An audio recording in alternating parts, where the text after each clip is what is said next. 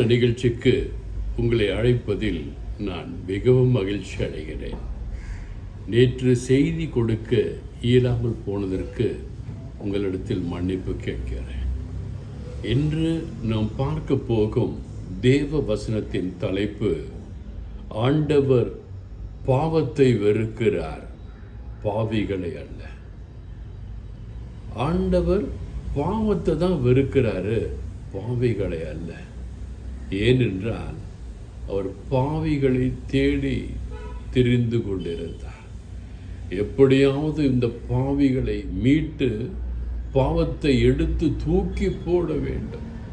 அவர்கள் பாவிகளாக இருக்கவே கூடாது. அவர்களிடத்தில் இருக்கும் எல்லா தேவையற்ற பாவங்கள், பேச்சுக்கள், பொல்லாதவைகள், பொல்லாத சிந்தனைகள் எல்லாவற்றையும் எடுத்து போட வேண்டும் என்றுதான் அருள்நாதர் இயேசு விரும்பினார். அதற்கு ஒரு உதாரணம் ஒன்றை சொல்ல விரும்புகிறேன். இன்றைய தாய் ஒரு மீனை வாங்கி க்ளீன் பண்ணும்போது தலையை வெட்டினாங்க, வாழை வெட்டி தூக்கி போட்டாங்க. அதை கூர்மையாய் பார்த்து கொண்டிருந்த அந்த தாயின் மகன் தாயை பார்த்து கேட்டான், அம்மா, ஏம்மா தலையை தூக்கி போடுறீங்க? ஏம்மா வாழை தூக்கி போடுறீங்க? நமக்கு கூட தலை ரொம்ப இம்பார்ட்டன்ட் இல்லையா? நம்ம தலையெல்லாம் தூக்கி போட்டால் எப்படி இருக்கும்? தூக்கி போடாதீங்கம்மான்னு சொல்லி அந்த அம்மாட்ட கேட்கும் பொழுது அவங்க சொன்னாங்க, எனக்கு தெரியாதுப்பா, எங்கள் அம்மா அதை பண்ணாங்க, க்ளீன் பண்ணும்போது நானும் அதை செய்கிறேன். பின்பு அந்த அம்மா போய் அவங்க பாட்டிக்கிட்ட கேட்குறாங்க, அம்மா என் பொண்ணு கேட்டா, அவங்க பேரன் கேட்டானா, என் பொண்ணு கேட்டா, எதுக்கு மீனை வாங்கி க்ளீன் பண்ணும்போது தலையும் வாழையும் எடுத்து போட்டுறோன்னு சொல்லி கேட்டான். வயிற்றுக்குள்ளே அது குடல்லாம் எடுத்து எதுக்கு போடுறாங்கன்னு கேட்க சொன்னான். அப்போ அதை பாட்டி சொல்கிறாங்க, தலை உண்மையிலே சுவையாக இருக்கும். அந்த தலை காதுகள் பக்கத்தில் இருக்கும் ஒரு பாகத்தை எடுத்து நாம் போட்டு விட்டால் சுவையாக இருக்கும். உடல் பாகத்தில் இருக்கிற அந்த குடலில் இருக்கின்ற ஒரு சில கழிவுகளை எடுத்து போட்டு விட்டால் மீன் சுவையாக இருக்கும். வால் நம்மளால் சாப்பிட முடியாது, அந்த வாழை வெட்டி போட்டுரும். சிம்பிளாக சொல்லனா, நமக்கு எதெல்லாம் தேவையில்லையோ அதையெல்லாம் வெட்டி எடுத்து போட்டு விட்டால் அது மீன் உண்பதற்கு சுவையாக இருக்கும் என்று அந்த தாய் தன் மகனுக்கு சொல்ல, அந்த மகள் தன்னுடைய மகனுக்கு சொல்ல, இது ஒரு முழுமையான பதிலாக இருந்தது. அந்த மகனுக்கு அன்றுதான் புரிந்தது, அந்த மீனோட செவில் கீழே இருக்க அந்த இதழ் செவில்கள் எல்லாம் நம்ம சாப்பிடக்கூடாது, நல்லா இருக்காது. அந்த மீனுடைய உடலில் இருக்கிற குடல்கள், கழிவுகள், பிச்சுக்கள் எல்லாம் எடுத்து போட்டால் மீன் சுவையாக இருக்கும், கசக்காது. அந்த வாழை கடிக்க முடியாது, திங்க முடியாது, சைடில் இருக்க ஸ்கேல்ஸ் எல்லாம் திங்க முடியாது, அதான் வெட்டி போடுறாங்கன்னு அன்னைக்கு தான் தெரிஞ்சது. அதுவரை அவனுக்கு தெரியவில்லை. அதற்கு பிறகு அவன் எல்லார் இடத்துலும் போய் சொல்கிறான், ஃப்ரெண்ட்ஸ் கிட்டலாம், டேய், மீனை ஏன் தூக்கி போடுறாங்க தெரியுமா? தலையை அது செதில் ஏன் தூக்கி போடுறாங்க தெரியுமா? அந்த வாழை ஏன் தூக்கி போடுறாங்க தெரியுமா? எனக்கு தெரியும்ட்டு அவன் நண்பர்கள் எல்லாரிடமும் சொல்லுகிறான். அதே போன்றுதான் நீங்களும், ஆண்டவர் என்கிற தேவன் பாவத்தை தான் வெறுக்கிறார், பாவிகளை வெறுக்கவில்லை என்று நீங்களும் எல்லாரிடமும் போய் சொல்ல வேண்டும். சொல்லும் பொழுது நம்மிடத்திலே இருக்கின்ற பாவங்கள், அதாவது எப்படி மீனில் தேவையில்லாத பொருட்களை எடுத்து வெளியே போடுறோமோ அதே போல் நீங்களும் அவங்கள்ட்ட சொல்லணும், நமக்கு தேவையில்லாத பொருட்கள், பாவங்கள் நம்மிடத்தில் இருக்குமே, ஆனால் அதை எடுத்து போட வேண்டும் என்று நீங்களும் நானும் சொல்ல கடமைப்பட்டிருக்கிறோம். அந்த பையன் பாருங்க, தனக்கு தெரிந்ததை எல்லாரிடமும் போய் சொல்லும் பொழுது அவனுக்கு மிகுந்த சந்தோஷமாக இருந்தது. எனக்கு தெரிந்ததை நான் எல்லாருக்கும் பகிர்ந்து விட்டேன். இன்னை யாரும் கசப்பானதையோ தேவையற்றவைகளையோ எடுத்துக்கொள்ளக்கூடாது என்கின்ற ஒரு நல்ல குணாதிசயம் அவனுக்கு இருந்தது. அதே போன்று உங்களுக்கும் எனக்கும் ஆண்டவருடைய வார்த்தையை மற்றவர்களுக்கு அறிவிப்பதிலே நாம் மகிழ்ச்சி உள்ளவர்களாக இருக்க வேண்டும். இதை பார்த்து கொண்டிருக்கிற அனிதா என்கின்ற ஒரு சகோதரிக்காக ஜெபிக்க வேண்டுமா உங்களை அன்போடு வேண்டுகிறேன். அனிதா, ஆண்டவர் உன் இருதயத்தின் வேண்டுதலை பார்த்து கொண்டுதான் இருக்கிறார். ஆண்டவர் உனக்கு நிச்சயமாக சகாயம் செய்வார். ஆண்டவருடைய விருப்பத்தின்படியே உனக்கு ஆகும் என்பதில் எனக்கு மிகுந்த நம்பிக்கை இருக்கிறது. எனக்கு பிரியமான அன்பு தேவ பிள்ளைகளே, நாம் எதை செய்ய வேண்டும், எதை செய்ய வேண்டாம் என்று வேதம் தெளிவாக சொல்லுகிறது.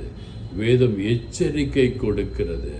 உதாரணமாக பாருங்கள், சங்கீதம் 73ஆம் அதிகாரத்திலே நாம் பார்க்கும் பொழுது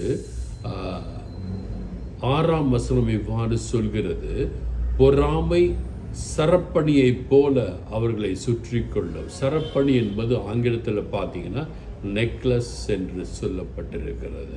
இந்த பொறாமை உள்ள குணம் நம்மளை நெக்லஸ் எவ்வாறு கழுத்தை பிடிச்சி டைட்டாக சுற்றிக்கிட்டு இருக்கோ அப்படியே உங்களை சுற்றி கொண்டிருக்கும் என்று சொல்கிறது.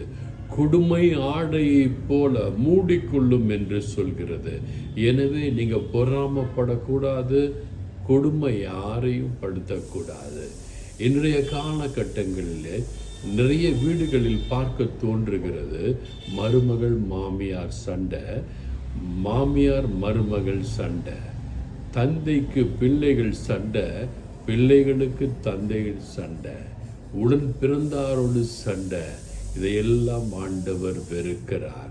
அவர்கள் கண்கள் கொழுப்பாய் எடுப்பாய் பார்க்கிறது.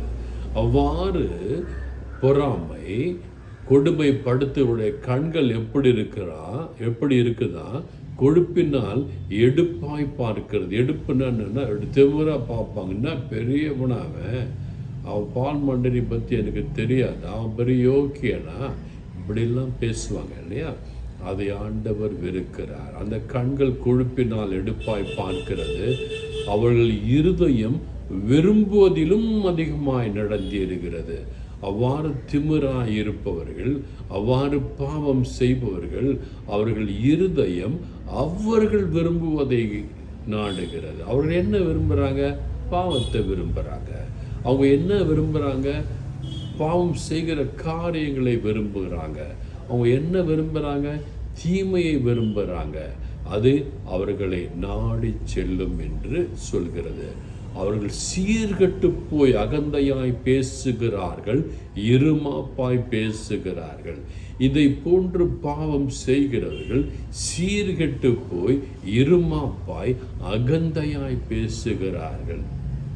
சிலர் சொல்லுவாங்க, பார்த்தீங்களா, என்ன பிரதர் மாற்றி மாற்றி பேசுகிறீங்க, என்ன ஒரு இடத்துல சொன்னீங்க ஆண்டவர்கிட்ட அன்பாயிருன்னு, ஒரு இடத்துல சொல்கிறீங்க பாவிகளை ஆண்டவரை விற்று விலகி போகணும், மாற்றி மாற்றி சொல்கிறீங்க அப்படின்லாம் சொல்லி பேசுவாங்க.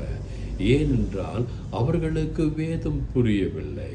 வேதம் புரிந்துவிட்டால் அவர்கள் அப்படி நடப்பதில்லை. அவர்கள் அப்படி நடப்பாமல் இருப்பார்களே ஆனால் அவர்கள் தேவனின் பிள்ளைகள். நீங்கள் செய்கின்ற ஒவ்வொரு செயலும், நீங்கள் செய்கின்ற ஒவ்வொரு பேச்சும் வானத்தை போய் முட்டுகிறது என்று வேதம் சொல்லுகிறது. பாருங்க, அதே சங்கீதம் 73:9 தேவன் தெளிவாக சொல்லுகிறார், அவர்கள் வாய் வானம் மட்டும் எட்ட பேசுகிறார்கள், அவர்கள் நாவு பூமி எங்கும் உலாவுகிறது. அவங்க ஒரு பேச்சை பேசிடுவாங்க, அது யாருக்குமே தெரியாதுன்னு நினைப்பாங்க. ஆனால் அந்த பேச்சு பூமி எங்கும் உலாவிக் கொண்டிருக்கிறது.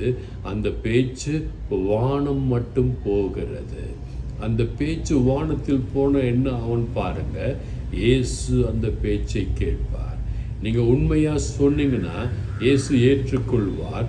நீங்கள் பொய்யான பேச்சுகளை பேசும் பொழுது இயேசு உங்களை தண்டிப்பார். என்னை கூட ஒரு சகோதரி ஏளனமாக மிகவும் கேவலமாக பேசினார்கள். எனக்கு ஒரு வாரம் மட்டும் மிகவும் துக்கமாக இருந்தது.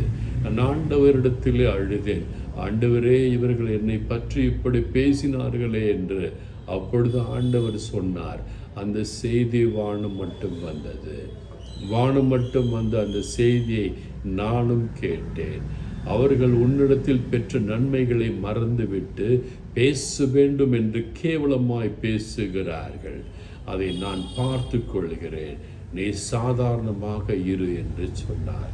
அந்த பேச்சு பார்த்தீங்கன்னா நிறைய இடத்துல உலாவி நிறைய பேர் என்னிடத்துல கேட்டாங்க, உங்களிடத்துல அவங்க நல்லா பேசுவாங்களே, அவங்கள பற்றி இப்படி சொன்னாங்க அப்படின்னு சொல்லும்போது எனக்கு மிகவும் வேதனையாக இருந்தது. திரும்பவும் ஆண்டவரிடத்தில் சொன்னேன், ஆண்டவர் என்று. ஆண்டவர் அது எனக்கு காதிலேயே கேட்டுவிட்டது, வானம் மட்டும் நான் பார்த்து கொள்கிறேன் என்று சொன்னார். இதை நான் உங்களுக்கு ஏன் சொல்லுகிறேன் என்றால், யாரையும் பழிக்காதீர்கள், யாரையும் கேவலமாய் பேசாதீர்கள், யாரிடத்திலும் பொறாமை கொள்ளாதீர்கள், யாரையும் கொடுமைப்படுத்தாதீர்கள், யாரையும் ஏளனமை பார்க்காதீர்கள். இவை எல்லாவற்றையும் நீங்கள் எவ்வாறு மீண்டெடுக்க தேவையற்ற பொருட்களை எடுத்து போட்டு விடுகிறோமோ, அதே போன்று நீங்களும் உங்களிடத்திலும் என்னிடத்திலும் இருக்கிற தேவையற்ற பொருட்களை, தேவையற்ற காரியங்களை, தேவையற்ற சொற்களை, சிந்தனைகளை, செயல்களை எடுத்து போட்டு விடுவோமேயானால் ஆண்டவர் உங்களை நேசிக்கிறார், ஆண்டவர் உங்களை அன்பு செய்கிறார். ஆண்டவர் பாவிகளை தான் வெறுக்கிறார் என்று நினைத்து விடாதீர்கள். ஆண்டவர் பாவத்தை வெறுக்கிறார். பாவியாகிய உங்களையும் என்னையும் ஆண்டவர் தினந்தோறும் வாஞ்சையோடு காத்து கொண்டிருக்கிறார். என் மகன், என் மகள் என்னிடத்திலே வருவார்களா? அவர்களை நான் நேசிக்கிறேன். என்னிடத்தில் வருவார்களேயானால் பரிபூர்ண சமாதானத்தை அவர்களுக்கு கொடுக்க காத்து கொண்டிருக்கிறேன் என்று இருக்கரம் வெறுத்த வண்ணமாய் ஆண்டவர் காத்து கொண்டிருக்கிறார். உங்கள் நாவை சற்று அடக்கித்தான் பாருங்களேன். வீணான பேச்சுக்களை அடக்கித்தான் பாருங்களேன். பொறாமையான பேச்சுக்களை அடக்கித்தான் பாருங்களேன். கேவலமான பேச்சுக்களை அடக்கித்தான் பாருங்களேன். உனக்கு தெரியாத, உனக்கு ஒன்றுமே தெரியாதுன்னு சொல்கிற பேச்சை அடக்கித்தான் பாருங்களேன். ஏனென்றால் நீங்கள் பேசுகிற ஒவ்வொரு பேச்சும் ஆண்டவருக்கு வானம் வரை போகிறது என்று இதே சங்கீதம் 73:9 சொல்லப்பட்ட காரணத்தினாலே இதுவரை தெரியாமல் இருந்த நாம் இனி தெரிந்து கொண்டு இவ்வகையான காரியங்களை செய்யாமல் இருப்போமே. ஆனால் ஆண்டவர் உங்களை ஆசீர்வதிப்பார். நீங்கள் நல்லா இருப்பீங்க, உங்கள் குடும்பம் நல்லா இருக்கும், உங்கள் பிள்ளைகள் நல்லா இருப்பாங்க, உங்கள் பேர பிள்ளைகள் நல்லா இருப்பாங்க. God bless you all. இதை பார்க்குற நீங்கள் சப்ஸ்கிரைப் பண்ணாதவங்க சப்ஸ்கிரைப் பண்ணுங்கள், ஷேர் பண்ணுங்கள், எல்லாருக்கும் தெரியட்டும். எல்லாரும் பரலோகம் போகணும், எல்லாரும் சந்தோஷமாக இருக்கணும்னு நினைங்க. நீங்கள் நல்லா இருப்பீங்க.